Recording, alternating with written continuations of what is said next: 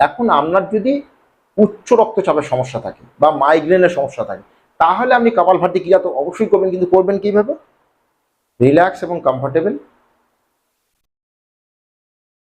মানে আপনাকে স্ট্রোক দেবেন, যেখানে আমি 1 সেকেন্ডে 3টে স্ট্রোক দিচ্ছিলাম, সেখানে 3 সেকেন্ডে 1টা স্ট্রোক দেবেন। কেমন করে দেবেন?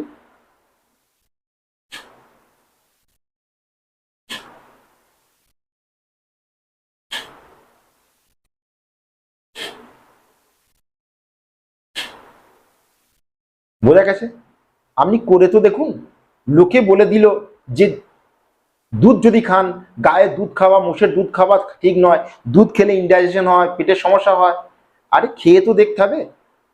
যার ল্যাকটোজ ইনটলারেন্স রয়েছে উনি দুধ খাবেন না, কারণ ওনার দুধ খেলে আইবিএস এর সমস্যা, মানে ইরিটেবল বাউল সিনড্রোম, গ্যাসের সমস্যা। কিন্তু যে লোকেরা সুস্থ সবল, যার ডাইজেশন কমপ্লিট ঠিক, উনি অবশ্যই দুধ খাবেন। ওনাকে অবশ্যই দই খেতে হবে, কারণ দুধে থাকে ক্যালসিয়াম, দইয়ে থাকে প্রোবায়োটিক। ওনারা দুধ খাবেন, দই খাবেন, তবেই তো সুস্থ হবেন। বোঝা গেছে? তো আপনাকে প্রথমে চেক করে নিতে হবে। কারো কথা শুনে, কারো ইউটিউবে ভিডিও দেখে এই খাবো না, এই ত্যাগ করবো, এইভাবে জলকে খাবো না, জল বেশি খেলে খারাপ। হ্যাঁ, আমাদের গ্রন্থে লেখা রয়েছে কিছু নিয়ম, যেমন ভোজন আনতে বিষম বাড়ি, মানে জল, মানে খাবার খাওয়ার পর জল খাওয়াটা বিষ পানের সমান। মানে আপনি খাবার খেলেন, সঙ্গে সঙ্গে জল খাওয়া চলবে না। কমসে কম 1 ঘন্টা পর জল খাবেন, এবং খাবার আধা ঘন্টা আগে জল, মানে আপনি খাবার খাচ্ছেন 1টার সময়, আপনি 12:30টার সময় জল খাবেন।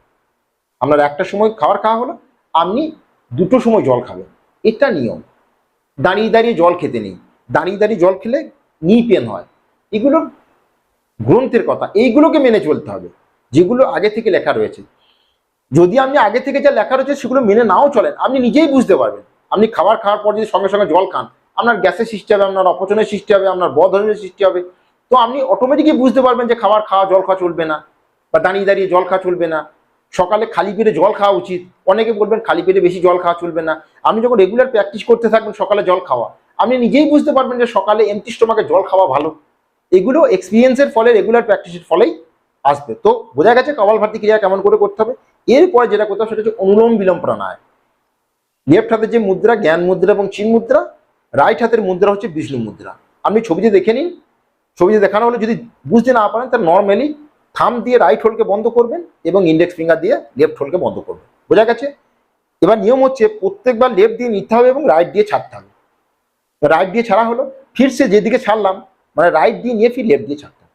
মানে লেফট দিয়ে নিয়ে রাইট দিয়ে ছাড়া এবং রাইট দিয়ে নিয়ে লেফট দিয়ে ছাড়টা হচ্ছে ওয়ান সার্কেল, মানে এক আবর্তন। এবং এই ছাড়ার এবং নেওয়ার একটা অনুপাত, যে সময় ধরে আমি নিলাম তার দ্বিগুণ সময় ধরে ছাড়তে হবে। মানে আপনি যদি 3 সেকেন্ড ধরে নেন, তাহলে 6 সেকেন্ড ধরে ছাড়বেন। ফির সে 3 সেকেন্ড ধরে নিলেন, 6 সেকেন্ড ধরে ছাড়বেন। ক্লিয়ার? বোঝা গেছে? বুঝতে না পারলে কমেন্টে লিখবেন। অনুলোম বিলোম প্রাণায়াম আপনার উচ্চ রক্তচাপের সমস্যা, আপনার মাইগ্রেনের সমস্যা, আপনার অনিদ্রার সমস্যা, আপনার এংজাইটি, ডিপ্রেশন, এই মাইন্ড জনিত যে সমস্ত বিমারি, সেই সমস্ত বিমারিকে কিওর করে এই অনুলোম বিলোম প্রাণায়াম। সেই জন্য অনুলোম বিলোম প্রাণায়ামকে রেগুলার 2 থেকে 5 মিনিট আপনাকে করতে হবে। রাত্রে ঘুমানোর সমস্যা হলে, অনিদ্রার সমস্যা, মানে আপনি বেডে শুতে গেলেন, ঘুমই আসছে না, আলতি পাতলি মানছেন কিন্তু ঘুম আসতে দেরি হচ্ছে, তার আগে আপনি অনুলোম বিলোম প্রাণায়ামকে বেডে শুতে গিয়েই বসে বসে আরামসে করতে পারেন। বোঝা গেছে? অনুলোম বিলোম প্রাণায়াম হচ্ছে আমার মস্তিষ্ক, আমার মাইন্ডকে কাম, স্টেবল, ফোকাস করার জন্য। এটা হচ্ছে অনুলোম বিলোম। জ্ঞান মুদ্রা, চিন মুদ্রা, আমি বলেছি বিষ্ণু মুদ্রা। বিষ্ণু মুদ্রা লাগাতে না পারলে আপনি থাম দিয়ে রাইট এবং ইন্ডেক্স দিয়ে লেফটকে বন্ধ করবেন। এখন ধীরে ধীরে লেফট দিয়ে শ্বাস নেব এবং রাইট দিয়ে ছাড়বো, লেফটটাকে বন্ধ করে। এবং যে সময় ধরে নিয়েছিলাম তার দ্বিগুণ সময় ধরে ছাড়বো, এবং রাইট দিয়ে নেব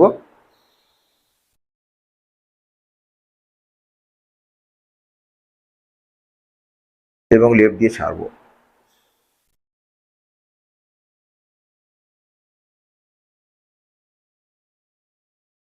এবং লেফট দিয়ে নেব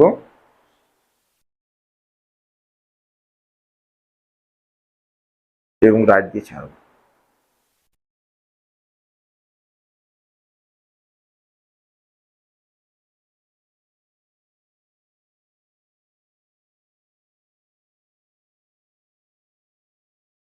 শ্বাস নিয়ে ধীরে ধীরে শ্বাস ছেড়ে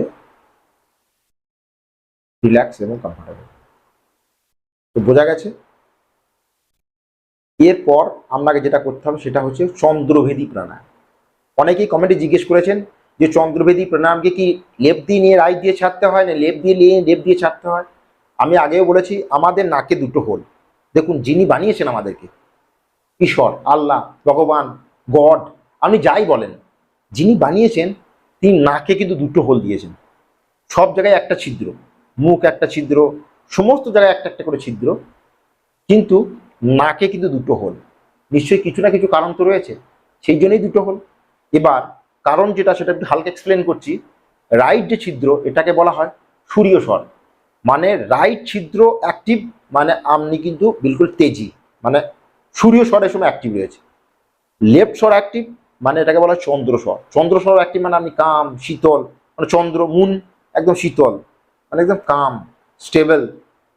তো উচ্চ রক্তচাপের সমস্যার কারণ হচ্ছে আপনার অতিরিক্ত চিন্তা, আমরা ইরিটেড, মানে একটা চিৎচাফর হয় না, 24 ঘন্টা ইরিটেড থাকে না, আপনি কেউ কিছু বলছে একদম রিয়াক্টিভ, তখন সূর্যস্বর অ্যাক্টিভ থাকে। এখন চন্দ্রভেদী প্রাণায়াম করার ফলে আপনার এই চন্দ্রস্বর অ্যাক্টিভ হয়। এই চন্দ্রস্বরকে অ্যাক্টিভ করার অনেক নিয়ম, আমি 5টা নিয়ম শিখিয়েছি। এবার চন্দ্রস্বরকে অ্যাক্টিভ করতে হলে আপনি লেফট দিয়ে নিয়ে লেফট দিয়েও ছাড়তে পারেন, লেফট দিয়ে নিয়ে রাইট দিয়েও ছাড়তে পারেন। কিন্তু চন্দ্রভেদী প্রাণায়াম, যেটা চন্দ্রভেদী বা চন্দ্রভেদান, সেই প্রাণায়ামে কি বলা হয় যে ধীরে ধীরে ধীরে ধীরে লেফট দিয়ে শ্বাস নিতে হবে এবং রাইট দিয়ে দিয়ে ধীরে ধীরে ধীরে ধীরে শ্বাসকে ছাড়তে হবে। এবং এটা লেখাও রয়েছে যে নিয়ম, আপনি যদি 58 বার, মানে 58 বার লেফট দিয়ে নিয়ে রাইট দিয়ে ছাড়েন, লেফট দিয়ে নিয়ে রাইট দিয়ে ছাড়েন, তাহলে আমরা চন্দ্রস্বর অ্যাক্টিভ হতে শুরু করবো। আর চন্দ্রস্বর যখন অ্যাক্টিভ হবে আমরা ধীরে ধীরে, আপনি সঙ্গে সঙ্গেই দেখে নিতে পারেন। আপনি 5 মিনিট চন্দ্রভেদী প্রাণায়ামকে করুন। প্রথমে বিপিটা নেপে নিলেন, মানে বিপিটা মাপলেন, আপনার বিপি হাই হয়েছে, মানে উচ্চ। চন্দ্রভেদী প্রাণায়ামকে করার পর আপনি বিপিটাকে নামলেন, সঙ্গে সঙ্গে বিপি কিন্তু কমে যাবে, মানে নর্মাল স্টেবল রেঞ্জে চলে আসবে। কিন্তু এটাকে রেগুলার যখন প্র্যাকটিস করবেন তখন এই বিপি কিন্তু কমপ্লিটলি কন্ট্রোলে চলে আসবে। তো আপনাকে এই প্রাণায়াম কিন্তু রেগুলার প্র্যাকটিস করতে হবে। তো দেখে নিই, চিন মুদ্রা বা জ্ঞান মুদ্রা, রিল্যাক্স এবং কমফর্টেবল, বিষ্ণু মুদ্রা দিয়ে প্রত্যেকবার লেফট দিয়ে নেব এবং রাইট দিয়ে ছাড়বো। মেরুদণ্ড স্ট্রেট, পদ্মাসন, বোঝা গেছে? প্রত্যেক আসনকে করার আগে আমরা কিন্তু এই যে আসন আর মুদ্রা এটা কিন্তু দেখে নিতে হবে। পদ্মাসন, জ্ঞান মুদ্রা, চিন মুদ্রা, বিষ্ণু মুদ্রা হলো। ধীরে ধীরে লেফট দিয়ে নেব এবং রাইট দিয়ে ছাড়বো।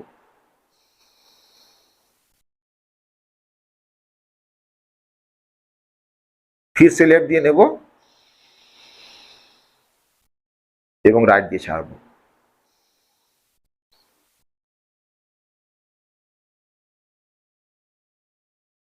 फिर से लेफ्ट দিয়ে নেব এবং রাইট দিয়ে ছাড়বো।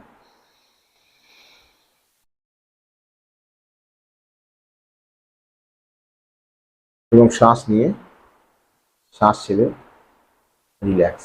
তো বোঝা গেছে, শরীরকে সুস্থ এবং মনকে শক্তিশালী রাখতে হলে, শক্তিশালী মন, শক্তিশালী মানে কাম, স্টেবল, শান্ত রাখতে হলে আপনাকে রেগুলার 3 প্রাণায়াম, কপালভাতি ক্রিয়া করলে কি হয়, আপনার ডাইজেস্টিভ সিস্টেম সংক্রান্ত যে সমস্ত বিমারি, গ্যাস, অপচন, বদহজম, মানে পেটের যে কোনো সমস্যা, সেটা ধীরে ধীরে ধীরে ধীরে আজ নয় কাল ঠিক হবেই। রেগুলার যদি আপনি কপালভাতি ক্রিয়াকে প্র্যাকটিস করেন তাহলে পেটের সমস্ত সমস্যা তো দূর হবেই। এর সাথে সাথে আমি আগেই বলেছি, আপনার পেলভিক ফ্লোরের যে মাসেলস, সেখানে আপনার প্রোস্টেট গ্ল্যান্ড, আপনার কিডনি, আপনার intestine, small intestine, large intestine. এবার লার্জ ইন্টেস্টাইন যদি মজবুত হয় তাহলে আপনার কিন্তু পাইলস এবং ফিসার, এই দুটোরও কমপ্লিটলি কিওর হবে। বোঝা গেছে?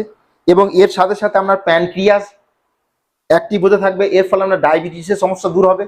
তো কপালভাতি ক্রিয়ার ফলে সমস্ত সমস্যা দূর হবে। অনুলোম বিলোম করার ফলে কি হবে, আপনার মাইন্ড স্টেবল হতে থাকবে, এর ফলে আপনার উচ্চ রক্তচাপের সমস্যা, অনিদ্রা সমস্যা, অ্যাংজাইটি, ডিপ্রেশন এগুলো দূর হতে থাকবে। বাকি আসন করার ফলে আপনার knee joint, ankle joint, hip joint, shoulder joint এগুলো দূর হবে। ভাস্তিকা প্রাণায়াম করার ফলে আপনার শ্বসন তন্ত্রের সমস্যা দূর হবে। মানে একদম 100 বছর পর্যন্ত সুস্থ সবল রোগমুক্ত রাখতে হলে এই সমস্ত আসনগুলোকে রেগুলার সকালে এবং সন্ধ্যায়, বোঝা গেছে, রেগুলার প্র্যাকটিস করতে হবে। তাহলে আপনার শরীরের কোনো রোগ তো কোনোদিন থাকবেই না, যদি থেকে থাকে কিওর হবে। এবং যদি না থাকে আপনি ধীরে ধীরে ধীরে ধীরে শক্তিশালী, মজবুত এবং পারফেক্ট একটা হেলদি লাইফকে আপনি যাপন করতে পারবেন। তো আজকে এইটুকুই। Thank you, take care, goodbye এবং স্টে হেলদি। নমস্কার, থ্যাংক ইউ।